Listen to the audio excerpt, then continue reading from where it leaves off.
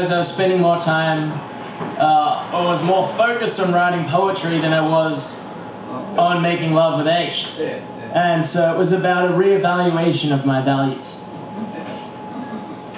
Wasn't it? But you liked writing poetry more than you...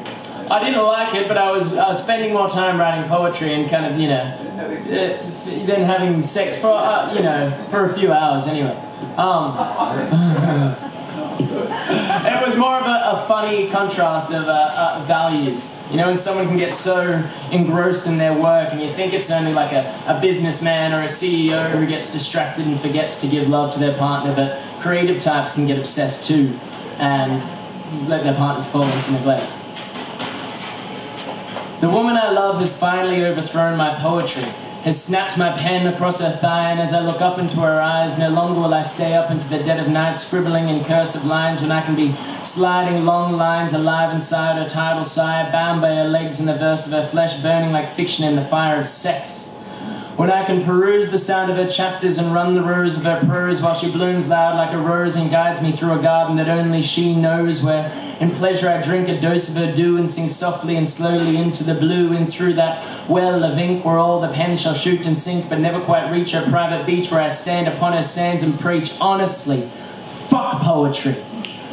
Well, she is entwined in me, how could I possibly need knowing things and language rings, bleeding out in endless leaves, the cursive veins of everything I'd rather lay beneath her tree and shade myself between her breasts and press my cheek against her flesh and sink in deep beneath her chest to pull inside her hand to rest, not possessed by the tip of my ballpoint pen that has found it, called it, killed it, cracked it, wrapped it, wrote it, spelled it, said it, published it, died alone, published it, won a Nobel Prize to die alone inside the mind and mark itself in time with it. No, she and I just don't rhyme with this. We bloom into the night with it, just to drink in deep the light of it, unable to slink and shrink inside these orgies of ink or fold our moans inside of paperback sheets. We'll never give our secret to a song, let alone scratch our itch in a slam 2 fucking minutes long. My poetry watches on in jealousy as her words roll like rain down the bulb of our love, down the window wrapped so soft and snug around us, with paws that bead and sweat and stars that rub and tug and steam with lust, just to blow this world of smoke away like a burning dust and a spray of days that sets my pile of books ablaze, just fuel for the fire